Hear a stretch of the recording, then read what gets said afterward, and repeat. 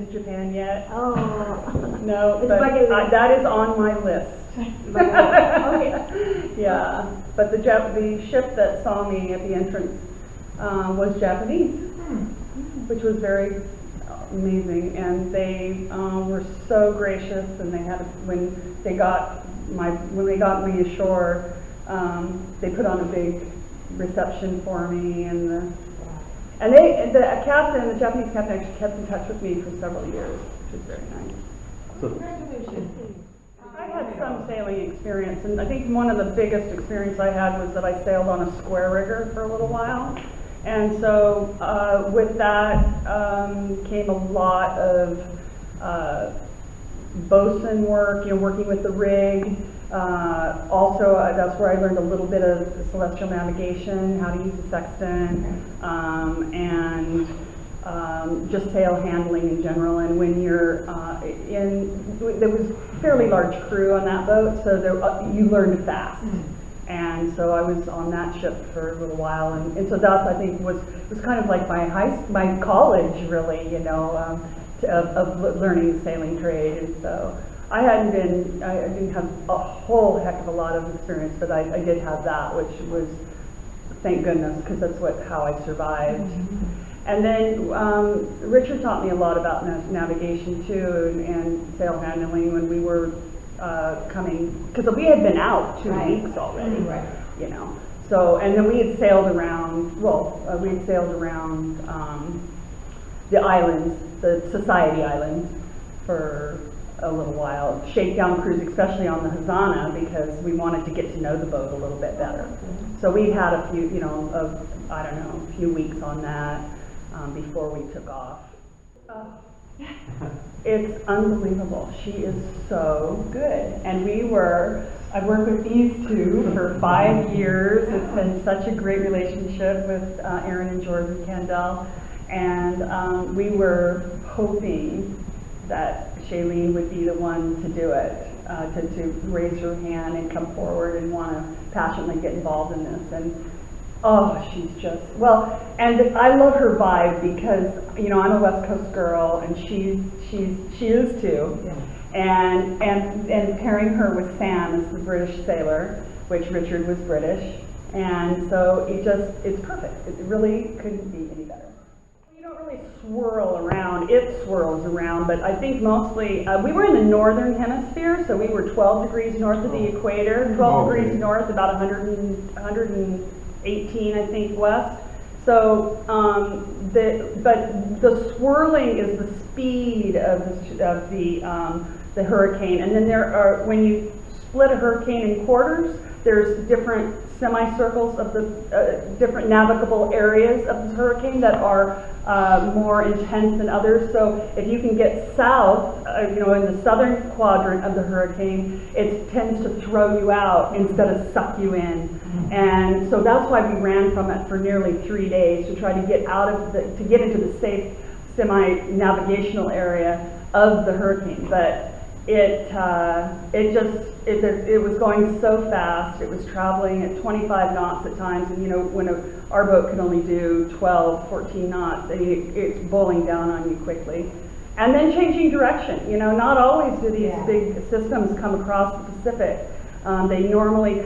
They actually come west, and then they come up to north, and then just peter out before, like Cabo San Lucas, But some of these massive systems now, as you know, Odile now in the last few years in Cabo, they're starting to really gain in intensity, and this one, Hurricane Raymond, it didn't turn north, and we were so hoping it would, but it just kept gaining and heading west, and so we were in the worst part of it, in the worst navigable area of the hurricane.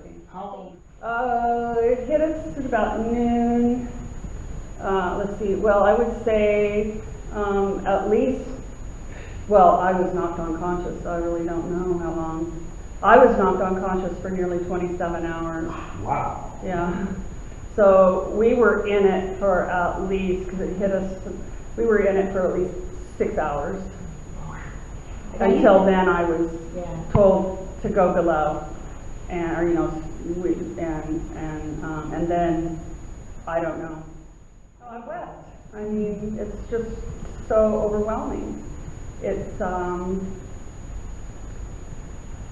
I'd seen there was a couple documentaries, or a documentary made, and it's nothing like seeing this on the big screen and seeing it. They really kept close to the story with the writing, and it's just overwhelming. And being on set in Fiji, watching Shailene portray me out there in the horizon on this wrecked boat, I mean, it's just so unreal. And even though I've been preparing for it for, 34 years? It's just nothing like actually seeing it. And well, I think both. It's uncanny how much Sam is like Richard. His accent, his humor, and actually kind of how he looks like Richard in a way. And spending time with him down when we were filming in Fiji, Richard was very funny, and Sam is very funny. And then people gravitated towards him, Richard. He was people loved him. And he was really smart, but I think that, and he was a super good sailor.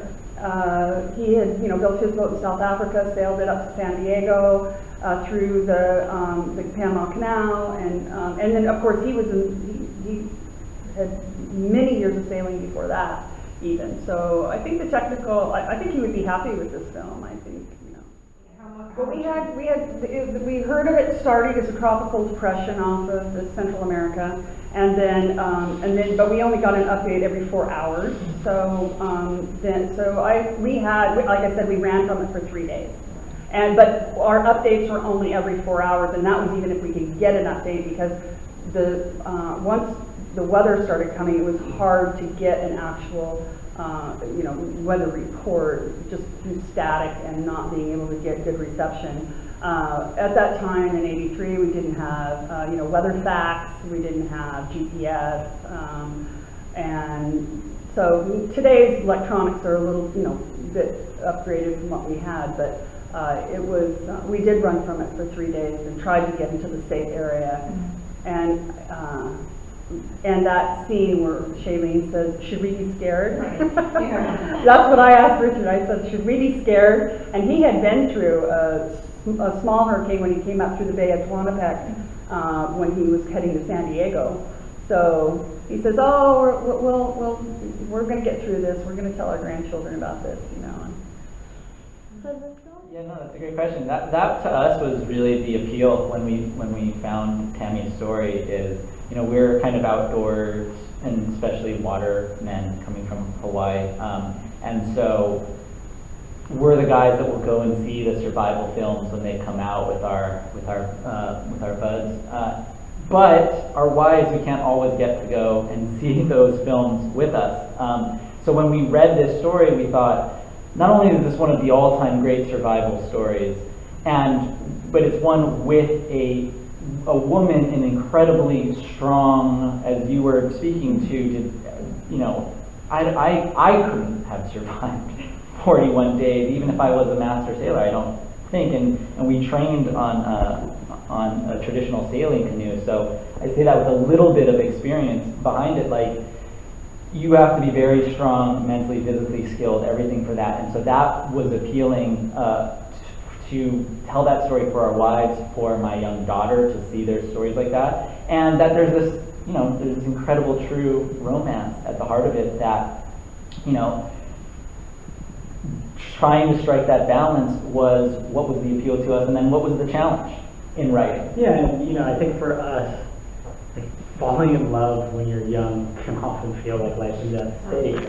And so there was something appealing of showing the cinematic scope of these two people having the most lush romance in the most paradise place on earth, and cross-cutting that with actual life and death stakes, and how love can help you overcome any obstacle.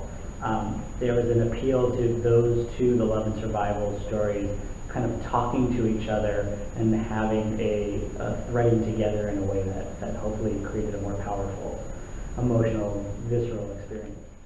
Yeah, I mean, there was lots of conversations. We had the benefit of like an incredible director and also one of the most legendary, amazing cinematographers in the world. And so there was a lot of conversation about how do you create an experience that feels like you're with them, both in the love and in the survival, where both of those experiences can feel incredibly intimate, almost claustrophobic, when it's just two people falling in love and that's your world, or when you're just stuck on a ship surviving and that's your world, but also opens up to, you know, the grand scale of the tropical islands of Tahiti and of the ocean at large. And so how do you balance that experience to make it very, you know, you're both an Adam and a God in those capacities. And so the way that Walt was very adamant, much to his credit and bravery, about making this feel authentic, so much so that he wanted to shoot on the water the entire story and put the actors sailing the boat and swimming and doing their own stunts, and all of that was shot, 40 days, almost as long as she survived, on the water, 8 miles from shore, out of sight of land, in conditions that were rough and in nature and variable. And so I think that you feel that. You don't feel like you're on a green screen, you feel like you're on that boat with them, and that was very important to kind of the conversation from the writing level all the way through production. We never stop here. It's always there, especially when our kids sing it, like on the way to school every morning. It's funny. We found, as we said, we were talking with Tami for 5 years and developing the story and how we would tell it, and we started to write it the day we got hired for Moana. Coincidentally, they've been working on that story for years, and so those things, we feel, people say, how do you find stories? And I feel sometimes stories find you, the right story. And so we wrote Moana and worked on that. And the day we finished on Moana, we came back and started writing Adrift. So the fact that they're strong women who go off on, these incredible adventures on the open ocean is a kind of a happy coincidence. It is. But how far they both go is an amazing theme to both of them. Yeah. I couldn't wait to get back to sea. Just so many. It's just is my life. I have salt water in my veins. I just love sailing. I love adventure. I love. I had an opportunity to get onto another really nice boat and continue on from Tahiti down to New Zealand. So I love the solitude. It helped me to. I had that major head injury, and so it really helped me to heal and to take life on my terms and as slow or as fast as I wanted to go, instead of being into the crazy, the craziness of But how amazing society. and inspiring is that? Like, Yeah. most people who might survive something like this are gonna want to avoid it like the plague, and Yeah. you wanted to go back I to wanted it to go back as soon as possible. right away. When we heard that is just the most. Well, yeah. Well, it can be your enemy and it can be your best friend. So I really didn't blame it, but you have to just be very careful. And I love it. I just love it. But one thing that I did out of this, I did want to be more professional as far as I got my captain's license, and then continuing on being more paid or making it a job than just for pleasure. But I wanted to go right back out, get back on the horse. And it was funny because the skipper of the boat that I was on said, "Aren't you afraid?" Because we got into somewhat of a blow, and he goes, "Aren't you afraid?" I said, "No, I've already been through the worst of it. I mean, how bad could it get?" So the first thing they asked me is, "Do I want to shower?" Because I looked pretty bad. And then the Coast Guard guy says, "There's a shower." He kept saying, "Shower? You want to shower?" And I'm like, "No, I don't want to shower. I want to eat." So I did, when they were towing me in, there was another yacht there that, she said, come over and I'll feed you. And so, I did, I went over with them, and I'd known them in the Marquesas, in the Society Islands, and so, they took me in, and, but it was the survival was over then. And it was, it was very hard. I was in shock and pretty numb, and just kind of felt, just trying to get through it. And I called my family right away. Well, the funny thing is I got a flying phobia from it. Really? I couldn't. It's a funny thing you say that, because I couldn't fly after that. I mean, I had to go get therapy for getting in an airplane. But what about the weather, sir? But the weather, so the weather, so the weather station in Hilo, NOAA, contacted me, and we went over the whole, because they wanted to know about what the weather was like, how it was being in the hurricane and that kind of thing. That's how we found out that I had been knocked out for 27 hours. Because by the time I came to, it was completely flat calm, and just like they portray in the movie, the hurricane had gone. It was a But little. you thought you'd been out for like 3 I thought I was hours out for 3 because hours, the but clock then was once I 3 talked to hours the later from what you meteorologist, remembered. so then it was actually, it had been 27 hours, but. I know when people see the film, they go, oh, well, that's just like the size of the seas in the hurricane. Yeah. It's like a, hyperbolized version for the screen, but Yeah. was it actually like Yeah, that? that was actually like that. This friend of mine sitting next to me just said, are they really that big? And I went, yeah, they're really that big. The size of those seas are enormous. And the coming up, we were just coming up and over these giant, massive seas, and just falling off the backside, becoming airborne a lot of the time. And then, and the one that really got us, I believe, because you could see in the distance through all the spray, because there's so much spray with that type of wind, but that there would be like a rogue wave coming from a different direction, so it would pocket, and then it would come over, and that's what we probably got in, was that because Richard saw it coming. He saw he screamed, and we got caught in one of those pockets. The Hazana was purchased in Hilo and salvaged and then lovingly restored by a family, and it's in Waikiki Yacht Harbor. Yeah, we were there 2 days ago. Yeah, it was amazing. We got to, in the writing process,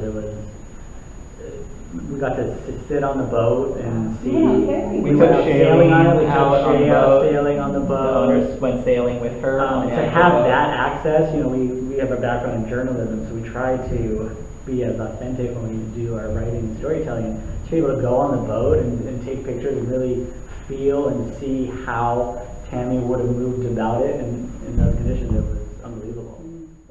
It has an engine now. It did then, but the engine was swamped. The engine didn't work. The starter wouldn't work on it. I couldn't get it to start.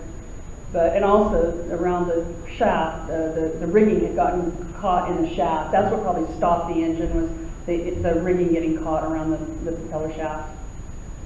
You guys still vegetarian? Sorry, Are you still vegetarian? Yes, how'd you do that?